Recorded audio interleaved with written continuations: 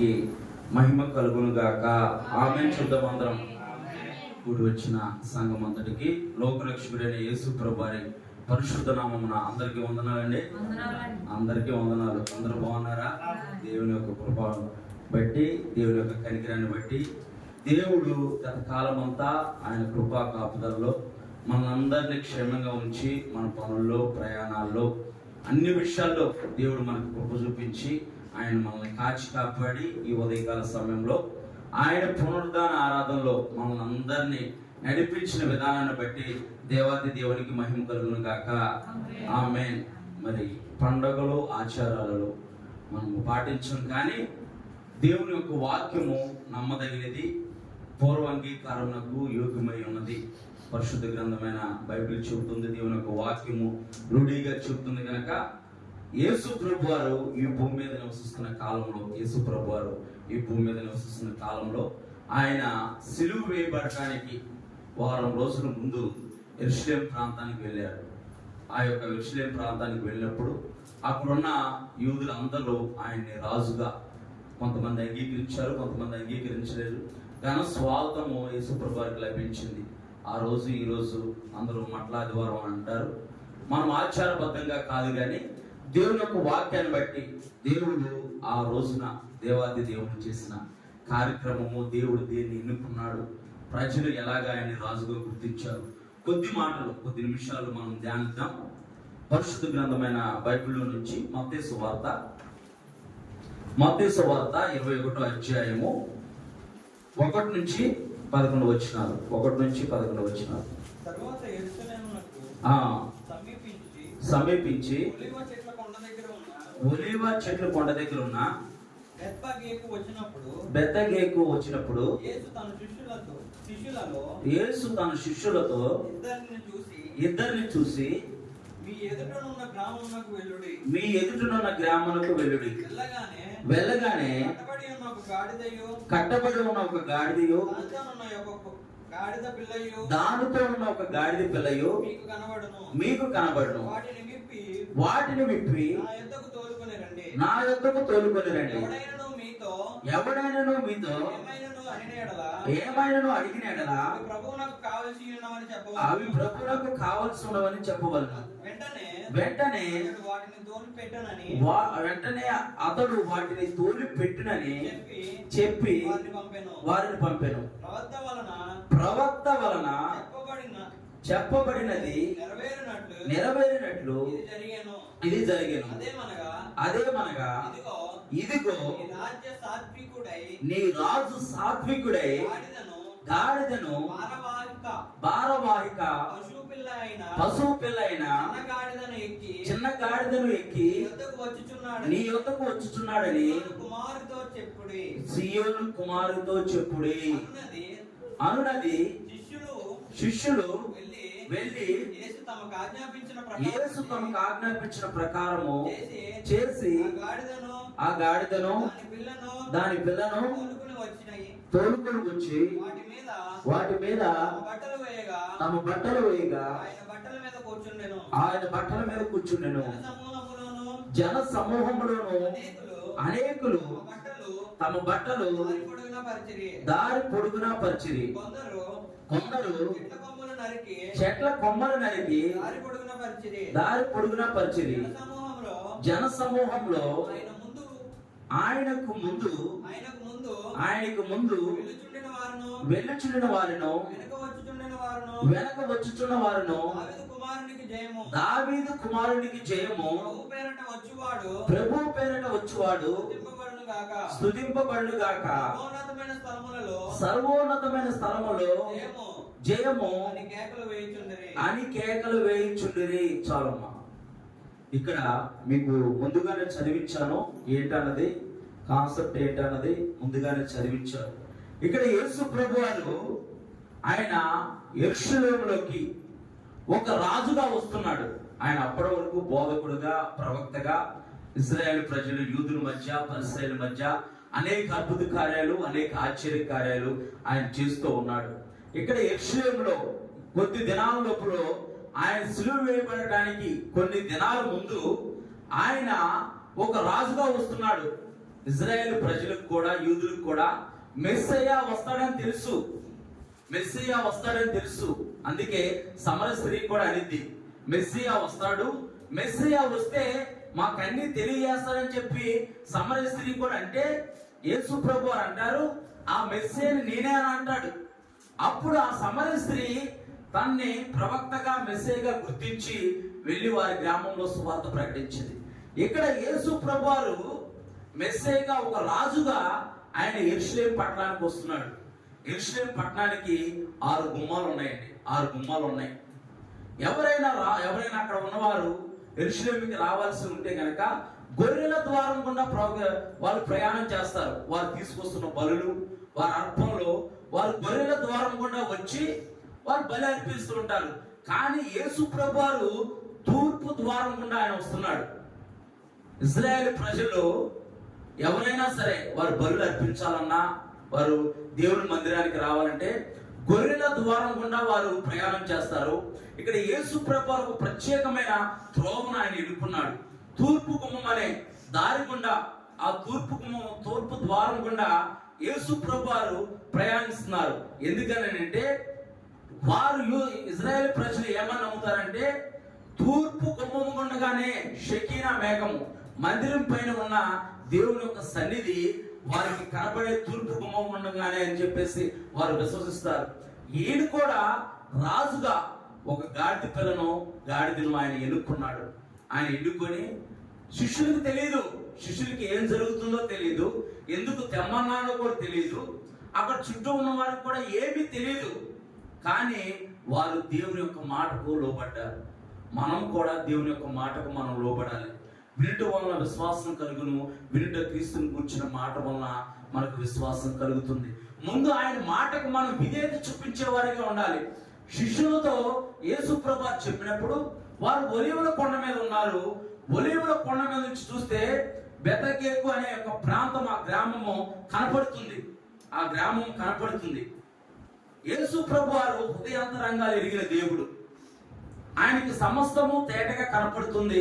ఆయన ప్రతి నరుణ్ణి దృష్టించి చూస్తున్నాడు.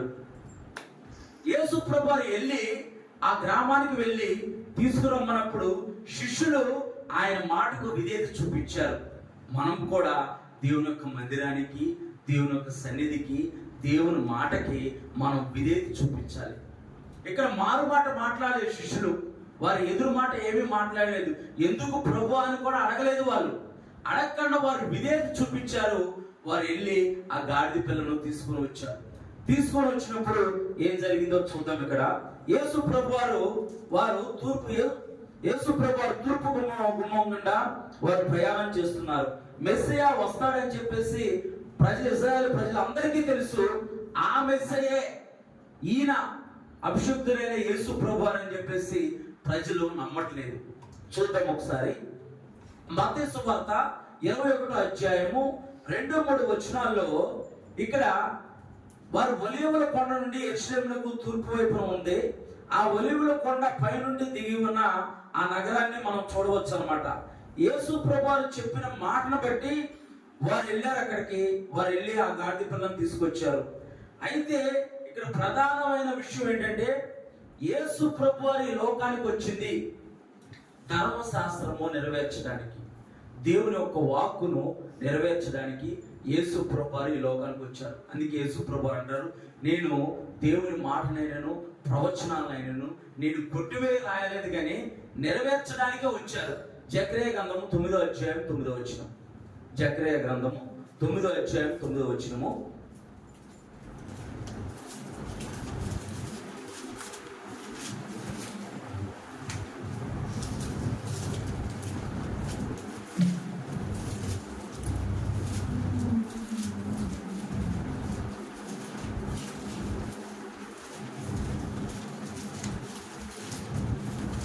నేను చదువుతాను. జకరియా గ్రంథం 9వ అధ్యాయం 9వ వచనం. సియోను నివాసులారా బహుగా సంతోషించుడి, యెరూషలేము నివాసులారా ఉల్లాసముగా ఉండుడి. నీ రాజు నీతిపరుడును రక్షణ గలవాడును దీనుడే గాడిద పిల్లను ఎక్కి నీ వద్దకు వచ్చుచున్నాడు. ఈ ప్రవచనం నెరవేర్చబడాలి. యేసు ప్రభువులో ఈ ప్రవచనం నెరవేర్చబడాలి. ఈ ప్రవచనం నెరవేర్చబడడానికే యేసు ప్రభువారు తన శిష్యులకు ఆజ్ఞాపించి ఆయన గాడిదను గాడిద పిల్ల మీద గాడిద మీద ఆయన ఎక్కారు. ఏ రాజు అయినా సరే గాడిద మీద ఎక్కుతాడా? పరిశుద్ధ గ్రంథమైన బైబిల్లో అపవిత్రంగా ఎంచబడిన జంతువుల్లో గాడిద కూడా ఒకటి. అపవిత్రమైన జంతువులకు ఎంచబడిన వాటిలో గాడిద కూడా ఒకటి. అక్కడ యూదుల ఆచారం ప్రకారము, అక్కడున్న రాజ్య పరిపాలన ప్రకారము గాడిద మీద కనుక ఎక్కి వస్తే అతను సమాధానంగా వస్తున్నట్టు. అదే గుర్రం మీద వస్తున్నాడు అనుకో, ఆయన యుద్ధానికి వెళ్ళి వస్తున్నట్టు. వాళ్ళ యొక్క అక్కడున్న పద్ధతులను బట్టి, అక్కడున్న ఆచారాలను బట్టి వారికి ఒక గుర్తు. ఇక్కడ యేసు ప్రభువారు నీతిపరుడు, రక్షణ గలవాడు. ఆయన దీనుడే ఎవరిని ఎన్నుకున్నాడు అంటే తునీకరించబడిన నీచమైన దాన్ని, మాట వినని దాన్ని, ఏమాత్రమో లోపడిన దాన్ని ఆయన ఎన్నుకొని దాని మీద ఆయన ఎక్కి యెరూషలేము పట్టణానికి వస్తున్నాడు. అసలు గాడిద పిల్లను అసలు ఎందుకు ఎన్నుకున్నాడు? గాడిదని ఎందుకు ఎన్నుకున్నాడు? ఆయన తునీకరించబడిన వారి వద్దకే ఆయన వచ్చే దేవుడు. అందుకే యేసు ప్రభువు అంటారు, నేను పాపుల యొద్దకే వచ్చాను, నేను రోగుల యొద్దకే వచ్చాను, నీతిమంతుల యొద్దకు నేను రాలేదు. ఆయన పాపాన్ని ద్వేషించిన దేవుడు, పాపుల్ని ప్రేమించిన దేవుడు. ఒకసారి చూద్దాం. పాత నిబంధన గ్రంథంలో నిర్గమాకాండము 34వ అధ్యాయము 19-20 వచనాల ప్రకారము నేను చదువుతాను కదా, సమయం లేదు కనుక నేను చెప్తాను. నిర్గమాకాండము 34వ అధ్యాయము 19-20 వచనాల ప్రకారము ఇజ్రాయేలీలో మోషే ఐగుప్తు దేశం నుంచి ఇజ్రాయేల్ ప్రజల్ని 435 సంవత్సరాల బానిసత్వం నుంచి నడిపించిన మొదటి నాయకుడు. మోషే మృతి పొందిన తర్వాత యెహోషువ ఆ నాయకత్వ బాధ్యత చేపట్టి యెహోషువ నడిపించాడు కానాను దేశానికి, వాగ్దాన దేశానికి. అయితే ఇజ్రాయేల్కి దేవుడు కొన్ని కట్టడలు, కొన్ని నియమ నిబంధనలు పెట్టాడు. ఇక్కడ ఇజ్రాయేల్ ప్రజల్లో పుట్టిన ప్రతి తొలిచూలు, మొట్టమొదటిగా పుట్టిన అవి గుడ్లలోనైనా సరే, మేకల్లో అయినా సరే, ఎద్దుల్లోనైనా సరే, వాళ్ళ పిల్లలైనా సరే దేవునికి అర్పించాలి. దేవునికి అర్పించాలని చెప్పేసి దేవుడు ఒక నియమ నిబంధన పెట్టాడు. దానికి అనుగుణంగా వారు పావురాలను కానీ, మరియమ్మ యేసు ప్రభువారిని యెరూషలేముకి తీసుకొచ్చింది, మందిరానికి తీసుకొచ్చి.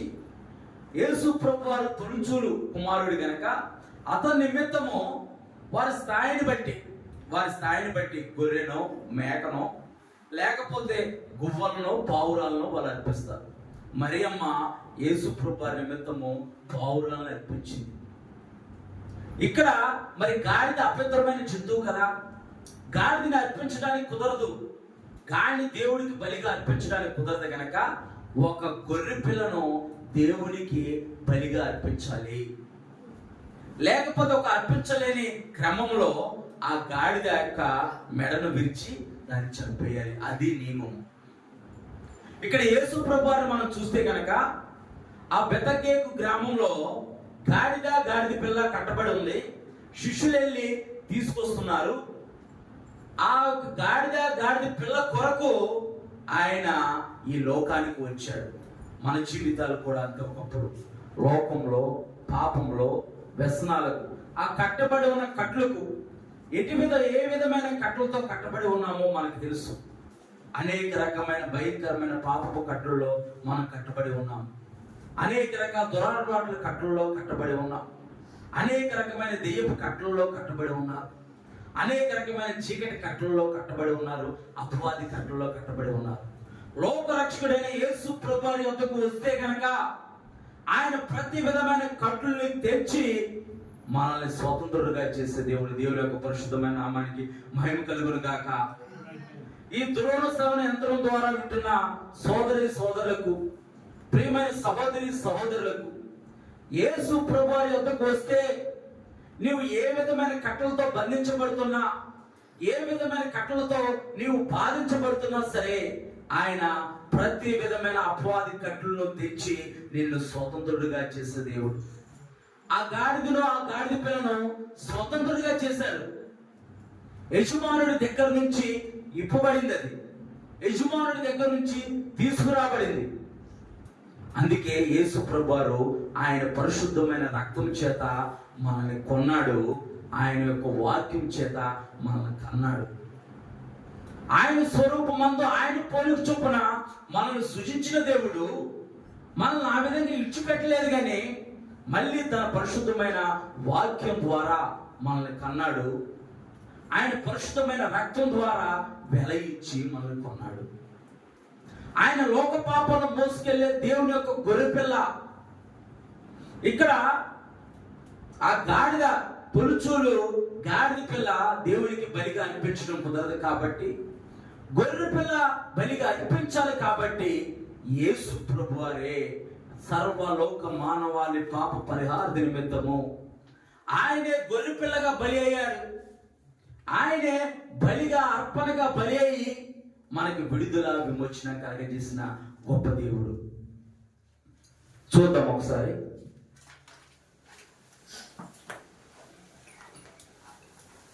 రోమీయులకు రాసిన పత్రిక 3వ అధ్యాయము 22వ వచనం. గాడిద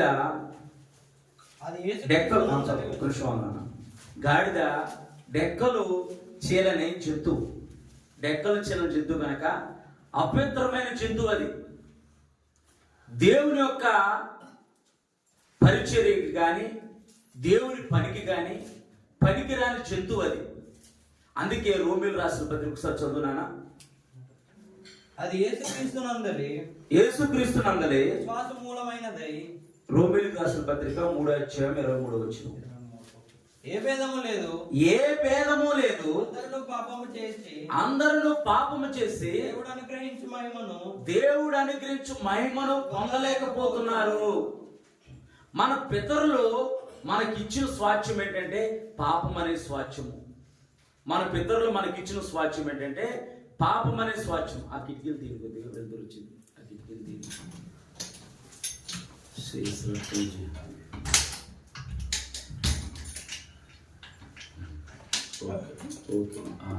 గాలి కూడా వచ్చింది. మన పితరులు మనకిచ్చిన స్వాస్థ్యం ఏంటంటే పాపం అనే స్వాస్థ్యము. మన పితరులు మనకిచ్చిన స్వాస్థ్యం ఏంటంటే పాపం అనే స్వాస్థ్యాన్ని మనకి అనుగ్రహించారు. ఆశీర్వాదాన్ని అనుగ్రహించలేదు. ఆదాము దేవునికి విరోధంగా పాపం చేసి ఆదాము తనంతరము ఇప్పటి వరకు మనుషుల్లో ఏలుబడి చేస్తుంది ఏంటంటే పాపమే ఏలుబడి చేస్తుంది. మన పితరులు మనకి పాపం అనే స్వాస్థ్యాన్ని ఇస్తే ఈ జంతువు కూడా అపవిత్రమైనది. అపవిత్రమైన జంతువుని దేవుడు ఎన్నుకున్నట్టుగా రోమీయులకు రాసిన పత్రిక 3వ అధ్యాయం 23వ వచనంలో అందరూ పాపము చేసి దేవుడు అనుగ్రహించు మహిమను పొందలేకపోతున్నారు. అందరూ పాపం చేసి దేవుడు అనుగ్రహించు మహిమను పొందలేకపోతుంటే దేవాతి దేవుడే మనల్ని చూసి, దేవాతి దేవుడే మన ఎందుకు కనికరం చూపించి ఆ గాడిదను ఎలాగైతే విడిపించాడో, ఆ గాడిదకి ఎలాగైతే స్వతంత్రత కలగజేశాడో, ఆ గాడిద కట్లన్నింటినీ ఎలాగైతే తెచ్చాడో, మనకున్న కట్లన్నింటినీ ఎలాగ తెచ్చి ఆయన రక్షణ భాగ్యాన్ని మనకు అనుగ్రహించి ఆయన నిత్యజీవం అనే స్వాస్థ్యాన్ని మనకు అనుగ్రహించాడు. మన పితరులు పాపం అనే స్వాస్థ్యాన్ని మనకు అనుగ్రహిస్తే ఆయన నిత్యజీవం అనే స్వాస్థ్యాన్ని మనకు అనుగ్రహించి ఆయనతో పాటు యుగ యుగాలు జీవించే మార్గాన్ని మన కొరకు ఏర్పరిచిన లోక రక్షకుడైన యేసు ప్రభువారికి ఒకసారి హల్లెలూయా చూద్దాం. హల్లెలూయా. దేవుని యొక్క పరిశుద్ధమైన నామానికి మహిమ కలుగును గాక. రెండవదిగా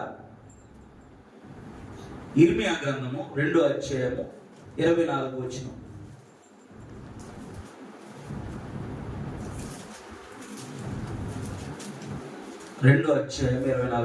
గాడిద ఇల్లు అరణ్యంగా కనపడుతుందంట.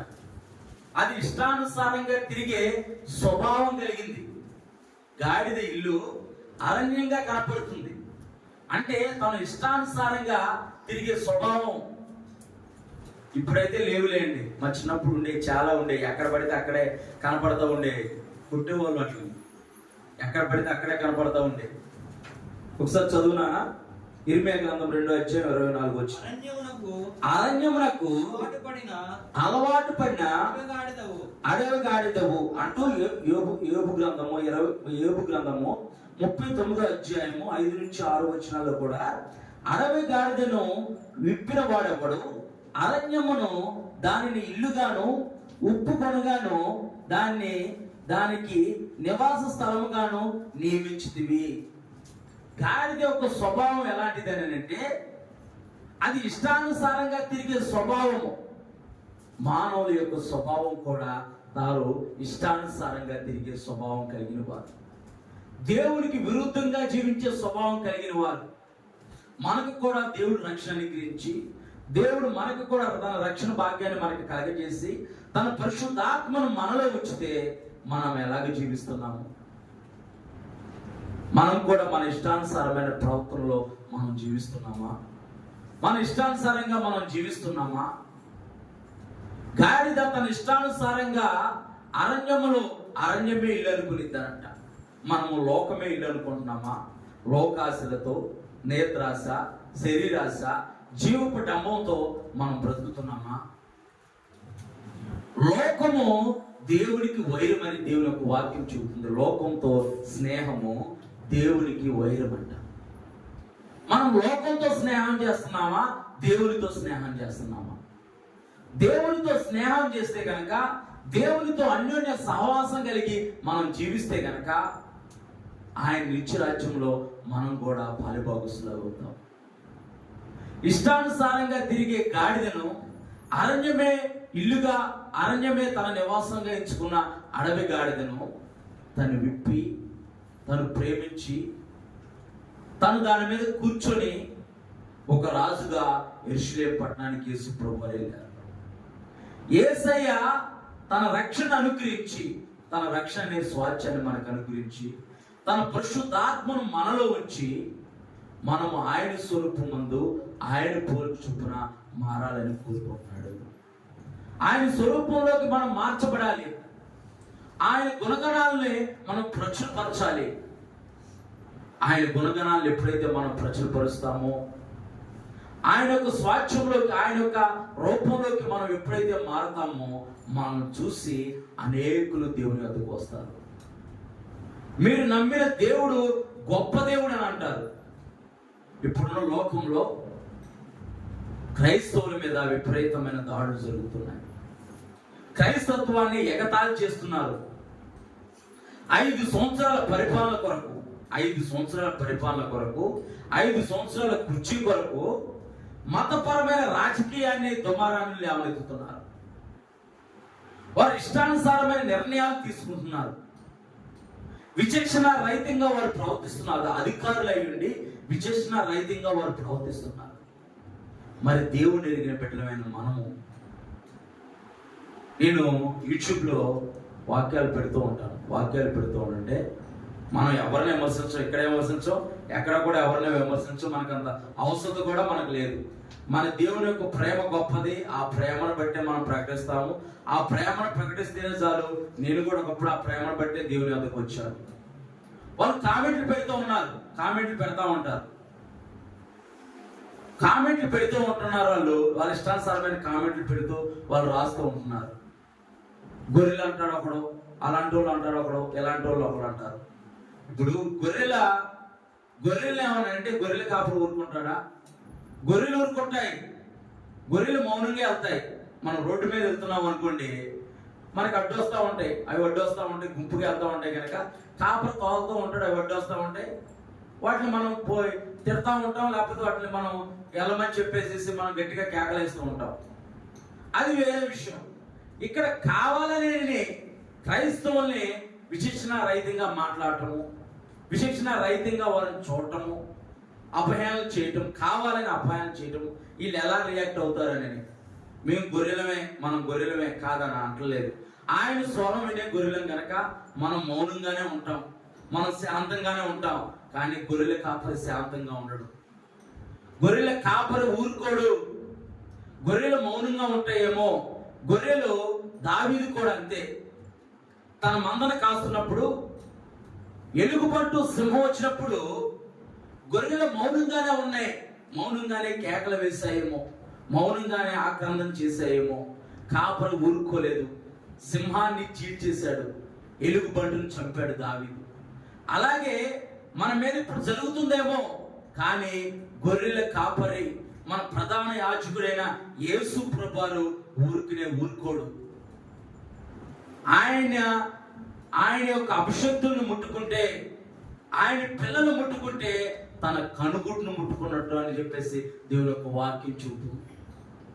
అందుకే ఈ సమయాల్లో మనకి ఇచ్చిన రక్షణను మనం కొనసాగించాలి. మనకిచ్చిన రక్షణ భాగ్యాన్ని మనము కొనసాగించాలి. మళ్ళీ లోకంలో కలిసిపోకూడదు. చాలా మంది లోకంలో కలిసిపోతున్నారు. చాలా మంది లోకాన్ని, పౌలు భక్తులు అంటాడు, లోకాన్ని నేను పెంటగా ఎంచుకున్నాను అంటున్నాడు.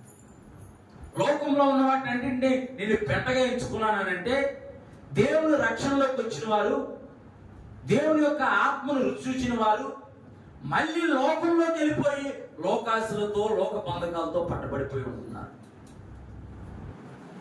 మన ఆత్మీయ స్థితి పెరగకపోయినా పర్లేదు, అలా ఉన్నా పర్లేదు. నువ్వు ఎందుకు పెరగలేదని చెప్పేసి నేను దేవుడేం అడగడం. తగ్గితేనే ప్రమాదం. ఇప్పుడు మనకున్న ఆరోగ్యాన్ని బట్టి ఆరోగ్యంగా మనం కొనసాగితే మంచిదా, అనారోగ్యం వస్తే మంచిదా? మన శరీరానికి అనారోగ్యం వస్తేనే మనం తట్టుకోలేము. మరి దేవుడు మనల్ని ప్రేమించి ఆయన పనిగా ఈ లోకానికి వచ్చి తన పరిశుద్ధ రక్తాన్ని చిందిస్తే మనము ఆయనకి గాయం రేపేవారిగా, ఆయన్ని బాధ పెట్టేవారిగా మనం జీవిస్తే దేవుడు ఊరుకుంటాడా? దేవుడు ఎన్నటికీ ఊరుకో. ఇక్కడ ఆ గాడిద అరణ్యమే ఇల్లుగా భావిస్తుంది. అరణ్యంలో ఇష్టానుసారంగా తిరిగే గాడిద, దేవుని మనుషుల మాటకు లోబడిన గాడిద. మనం అలాంటి స్వభావం నుంచి విడుదల పొందుకోవాలి. దేవుని మాటను మనం వినేవారిగా ఉండాలి. దేవుని మాటకు మనం లోబడేవారిగా ఉండాలి.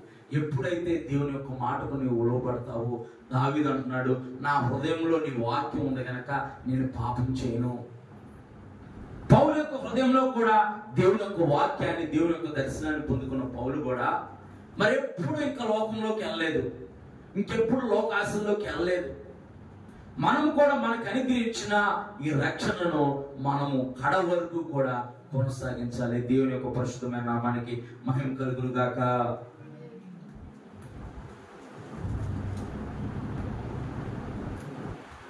మూడో మాట, గాడిద స్వభావము మొండిది. మొండి స్వభావం కలిగింది గాడిద స్వభావము. యోబు గ్రంథము 39వ అధ్యాయము, యోబు గ్రంథం తిన్నాను, యోబు గ్రంథము 39వ అధ్యాయము, యోబు గ్రంథము 39వ అధ్యాయము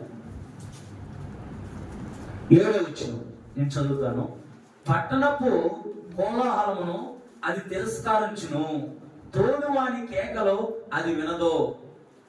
ఎద్దులు ఉన్నాయి అనుకోండి, ఎద్దులు తోలుతుంటే అది అంతా ఉంటాయి, ఎద్దులు మాట అంటాయి. ఇది మాట వినని రకం, మాట వినని స్వభావం. చాలా మందికి కూడా పద్ధతులు మార్చుకోమని దేవుడు ఆత్మ హెచ్చరించినప్పుడు, నీ పద్ధతులు మార్చుకో, నీ స్థితి మార్చుకో, నువ్వు దేవుని హృదయపూర్వకంగా అంగీకరించు, దేవుని వద్దకు రా, దేవుని మాటలు ఆలకించు అని అంటే అది చెప్పారులేండి మాకు తెలీదా? ఎవరికైనా చెప్పచ్చు, కానీ క్రైస్తవులకు అస్సలు చెప్పలేమని అంటారు సేవకులు. ఒక సేవకులు మాకు ఒక చిన్న సందర్భం చెప్పాడు. ఏమన్నా సందర్భం అంటే, ఒక ఆమె ఆశీర్వదింపబడట్లేదంట. ఎప్పటి నుంచి ఆమె సీనియర్ అంట, ఆశీర్వదింపబడట్లేదంట. సంఘానికి వస్తుంది, ఆశీర్వదింపబడట్లేదంట. చుట్టూ నిన్నగాక మొన్న వచ్చిన వాళ్ళు కూడా ఆశీర్వదింపబడుతున్నారంట. ఒక వారం వచ్చిన వాళ్ళు కూడా ఆశీర్వదింపబడుతున్నారంట. ఆమె ఆశీర్వదింపబడట్లేదంట. ఆమె వెళ్ళి సేవకుల దగ్గరికి వెళ్ళి, సేవకుల దగ్గరికి వెళ్ళి, పాస్టర్ గారు నేను ఎందుకు ఆశీర్వదింపబడట్లేదు? నిన్నగాక మొన్న వచ్చింది ఆమె, మరేమో ఆమె ఆశీర్వదింపబడుతుంది, వృత్తి ఏమో ఆశీర్వదింపబడింది, నేను ఎప్పటి నుంచో ఉన్నాను, నేను ఎందుకు ఆశీర్వదింపబడట్లేదు అని అంటే, మరి ఈ సేవకుడు మరి సమాధానం చెప్పాలి. సరేనమ్మా, ప్రభు యొద్ద కనిపెట్టి నేను చెబుతాను అని ఆయన అన్నాడంట. ఆయన ప్రార్థన చేస్తున్నాడు దేవుడి యొద్ద. దేవుని యొక్క ప్రార్థన చేస్తుంటే దేవుడు యేసు ప్రభు వారు చెప్పారనంట, నువ్వు వాక్యం చెప్పేటప్పుడు ఆమె ఒక్కొక్కసారి చూడు అని అన్నాడు. సరే అని చెప్పి రాని వచ్చిన ఆదివారం అలాగే పునరుద్ధాన ఆరాధన సేవకులు ఆరాధన చేసి వాక్యం చూడటం స్టార్ట్ చేశారు. స్టార్ట్ చేస్తున్నప్పుడు ఆయన ఇలాగా పలానా సువార్త గ్రంథము 19వ అధ్యాయము, లోక సువార్త 19వ అధ్యాయము అని చెప్పి చెప్పాడు. చెప్పగానే ఎట్లాగే మీకులాగే బైబిల్ ఇలా తెచ్చి పెట్టుకున్నావా, ఇలా మోతేసి ఇలా కూర్చున్నాను, ఇలా మోతేసి ఇలా తలకే కింద కూర్చుకొని ఇలా కూర్చున్నాంట.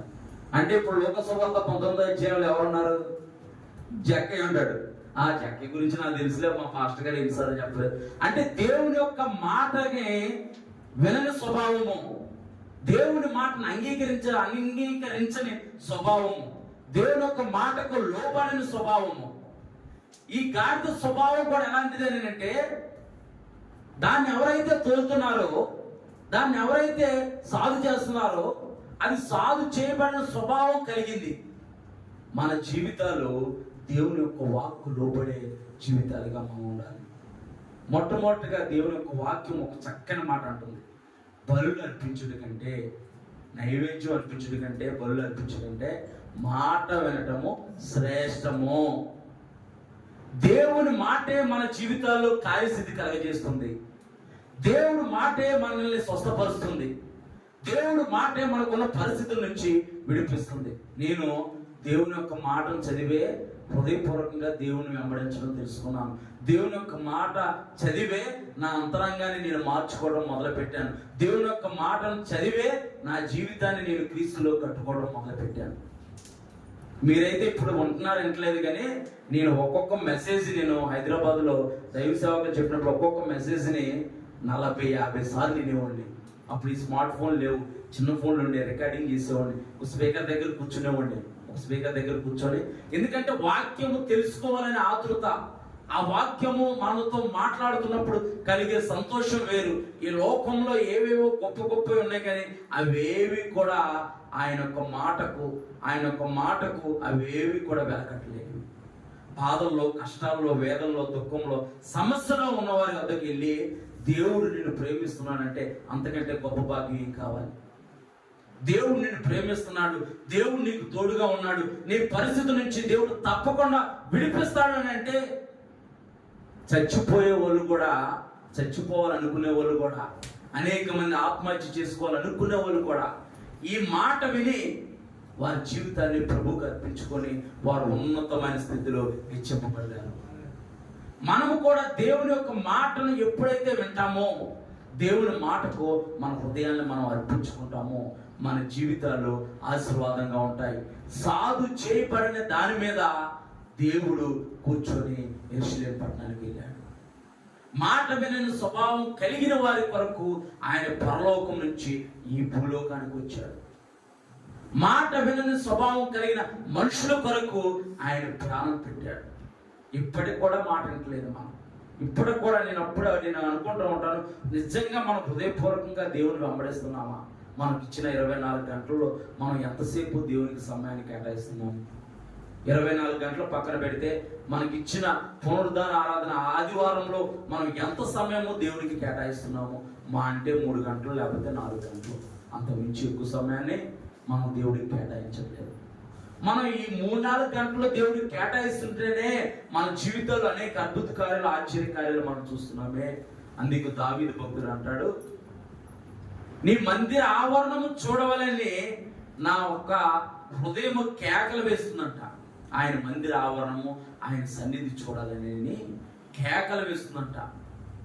ఆ రాత్రి జామున ఆయన వాక్యం చదువుతుంటే, దేవుని యొక్క ధర్మశాస్త్రం ధ్యానిస్తుంటే రూపు మెదడు దొరికినంత ఆనందం కలుగుతుందంట. మనము దినదినము ఆయన వాక్యాన్ని ధ్యానించేవారిగా ఉండాలి. దినదినము ఆయనలో మనము ఆత్మలో ఎదిగేవారిగా ఉండాలి. ఎప్పుడైతే ఆయన మాటను విని ఆయన మాటకు మనం లోబడతామో మన జీవితాలు ఆశీర్వాదమయంగా దేవుడు చేస్తాడు. సౌలుని దేవాది దేవుడు రాజుగా నియమించాడు. తన స్వాస్థ్యం అంతటి మీద రాజుగా నియమిస్తే, మాట వినకపోవటం వల్ల సౌలు ఆ స్వాస్థ్యాన్ని కోల్పోయాడు. దావీదు మాట విన్నాడు, దేవుని యొక్క శాశ్వతమైన కృపను పొందుకొని రాజుగా స్థిరపరచబడ్డాడు. లాస్ట్ చూద్దాం. గాడిద మేత వేసేది పర్వత పంక్తిలో. యోబుకు రాసిన యోబు గ్రంథము 39 అధ్యాయం. యోబు గ్రంథము 39 అధ్యాయం 8 వచ్చిన ఒకసారి చదువుతాను. పర్వతముల పంక్తియే దానికి మేత భూమి. చాలన్న. పర్వతముల పంక్తియే దానికి మేత భూమి. అది ఎక్కడ వేసిద్దంట? పర్వతములు. అంటే ఎప్పుడైనా గాడిది ఏం తిరిగిద్దు ఎప్పుడైనా ఎవరైనా చూసారా ఎవరైనా? కాగితాలు, గోడ మీద వాల్ పోస్టర్ అంటించబడింది. అది వెళ్ళి వాల్ పోస్టర్ తింది. వాల్ పోస్టర్ తింటా ఉండింది. కాగితాలు తింటా ఉంటుంది. మామూలు జంతువులు ఏంటండి? గడ్డు ఏదో దానాను ఏదో తింటా ఉంటాయి. అదేం తినిద్ది? అసహ్యమైన తింటా ఉండిద్ది. అందుకే దేవుడు ఒక వాక్యం ఇక్కడ రాయబడింది, పర్వతంలో పంక్తి దానికి మేత భూమి. పర్వతాల్లో ఏముండిద్ది? పచ్చిక బయలులోనైతే గడ్డి ఉండిద్ది. పర్వతాల్లో ఏముండిద్ది? మనము కూడా పచ్చిక బయలు అంటే దేవుని సన్నిధిలో మనం ఉండాలి. ఎప్పుడైతే దేవుని సన్నిధి అనే పచ్చిక బయలు మధ్య మనం ఉంటామో తన ఆత్మీయ ఆహారంతో మనం నింపబడతాము. తన ఆత్మీయ ఆహారంతో మనం నింపబడితే మనల్ని దేవుడు ఆశీర్వదిస్తాడు. మన జీవితాలు కట్టబడతాయి. మన జీవితాలు మార్పు చెందుతాయి. పర్వత శ్రేణుల దగ్గరికి వెళ్తే ఏముంటుంది? పర్వతాలు తప్ప ఏమీ ఉండవు. అరణ్యమని ఇల్లుగా ఎంచుకుంది. మాట విన్న స్వభావం కలిగింది. సాధు చేయబడిన స్వభావం కలిగింది. అలాంటి దాని మీద దేవుడు దాన్ని వాహనముగా ఎంచుకొని యెరూషలేములోకి వెళ్ళాడు. మనల్ని కూడా దేవుడు ప్రేమించే దేవుడై ఉన్నాడు. మన జీవితాలను కూడా ఆయన ఆశీర్వదించాలని, మన జీవితాలను అభివృద్ధి పరచాలని, మన కుటుంబాలు ఆశీర్వదింపబడాలని ధృవీకరించబడిన అసహ్యమైన అపవిత్రమైన జంతువైన గాడిదను దేవుడు ఎన్నుకున్నాడు. ఈ లోకంలో ధృవీకరించబడిన నీచమైన అపవిత్రమైన కార్యాలు చేయబడిన మానవుల యొద్దకు దేవుడు వచ్చాడు. ఆయన సన్నిధిని మనకు అనుగ్రహించాడు. ఎప్పుడైతే ఆయన సన్నిధిలో మనం అంటుకట్టబడి ఉంటామో, ఆయన సన్నిధిలో ఎప్పుడైతే మనం అంటుకట్టబడి ఉంటామో మనం బహుగా ఫలిస్తాము. అందుకే యేసుప్రభువు అన్నారు, నా యందు మీ మాటలు ఉండినట్లా మీరు ఏది ఇష్టమో అడగండి, తప్పకుండా వాటిని మీకు అనుగ్రహిస్తాను. నా యందు మీరు అంటు కట్టబడి ఉంటే మీరు బహుగా ఫలిస్తారు. మనము బహుగా ఫలించడం వల్ల తండ్రి మహిమపరచబడతాడు.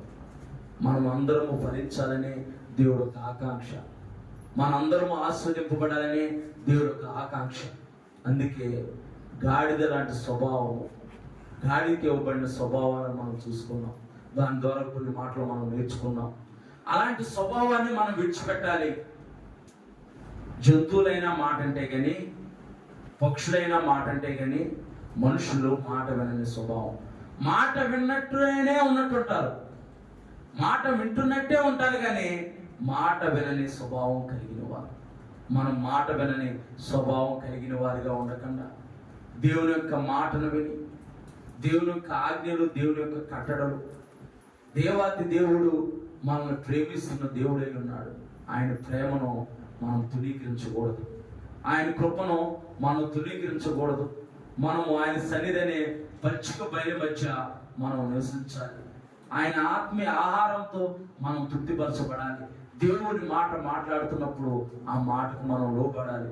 దేవుడు మనల్ని సరి చేసుకోమని చెబితే మనం సరి చేసుకోవాలి. దేవుడు మనం లోబడమంటే మనం లోబడాలి. అప్పుడు మన జీవితాలు ఆశీర్వాదకరంగా, మన జీవితాలు అనేకులకు ఆదర్శప్రాయంగా, మన జీవితాలు ఎంతో ఉన్నతమైన స్థితిలో మన దేవుడు తప్పకుండా ఆస్వాదిస్తాడు. అటువంటి కృప పరిశుద్ధాత్మ దేవుడు మనందరికీ అనుగ్రహించుగాక. ప్రార్థన చేసుకుందాం. 2 నిమిషాలు ప్రార్థన చేసుకుందాం. అవును ప్రభా, నీవు తండ్రి ప్రభా, గాడిదను నీవు ఎన్నుకున్నావు నాయన. అయ్యా, గాడిద లాంటి స్వభావము అయ్యా, అది మాట విన్న స్వభావం నాయన. మాట విన్న స్వభావము, యజమానుడికి లోబడిన స్వభావము, అరణ్యమును ఇల్లుగా ఎంచుకునే స్వభావము, పర్వత శ్రేణులే దానికి పంక్తి అని నీవు రాయించావు నాయన యోగ గ్రంథంలో. మేము కూడా లోకము, లోకాశలు, లోకంలో ఉన్న వాటిని అన్నిటినీ విడిచిపెట్టి అయా జీవము గల దేవుడైన నీ వద్దకు ప్రభా మేము వచ్చి ఉన్నాం నాయన. నీలో మేము నివసించాలి, నీలో మేము ఫలించాలి, నీలో మేము అభివృద్ధి చెందాలి నాయన. కనికలు పొందడానికి వందనాలు తండ్రి. అయా నీ వాక్ ద్వారా మా అందరితో మీరు మాట్లాడారు నాయన. నీవు గొప్ప దేవుడివి, మహిమాన్వితుడివి, మహోన్నతుడివి నాయన. అయా నీ మాటలను బట్టి మీకు వందనాలు, కృతజ్ఞతాస్తుతులు, స్తోత్రాలు తండ్రి. ఇంకా మాట వినని స్వభావము మాలో ఏదైనా ఉంటే ప్రభా అయా దాన్ని మేము విడిచిపెట్టేవారిగా, అయా నిన్ను హత్తుకునేవారిగా, నీతో అన్యోన్య సవాసం కలిగి జీవించేవారిగా మేము ఉండాలి నాయన. అటువంటి కృప మా అందరికీ మీరు దయచేయండి. కూడి వచ్చిన ప్రతి కుటుంబాన్ని మీరు పేరు పేరున మీరు జ్ఞాపకం చేసుకోండి ప్రభా. వారు ఏ అవస్థలో వచ్చారో, ఏ పరిస్థితుల్లో నీ అందుకు వచ్చారో ప్రభా అయా వారిని మీరు దర్శించండి, వారి అవసరం తీర్చండి, వారి అక్కర్లు తీర్చండి ప్రభా. వారి జీవితాన్ని మీరు ఆస్వాదించండి. వారికి ఉన్న ప్రభా ప్రతి విధమైన పరిస్థితులన్నింటినీ ప్రభా మీరు మార్చండి నాయన. ఈ కాలనీలో ఉన్న ప్రతి కుటుంబాన్ని మీరు పేరు పేరున మీరు జ్ఞాపకం చేసుకోండి. ప్రతి కుటుంబాన్ని మీరు దీవించి ఆస్వాదించి నీ కృపలో వదిలింపజేయమని లోకరక్షకుడైన యేసు ప్రభువారి పరిశుద్ధ నామమున ప్రార్థించి సమస్తం పొందుకొని ఉన్నాం పరమ తండ్రి. ఆమేన్. మన తండ్రి అయిన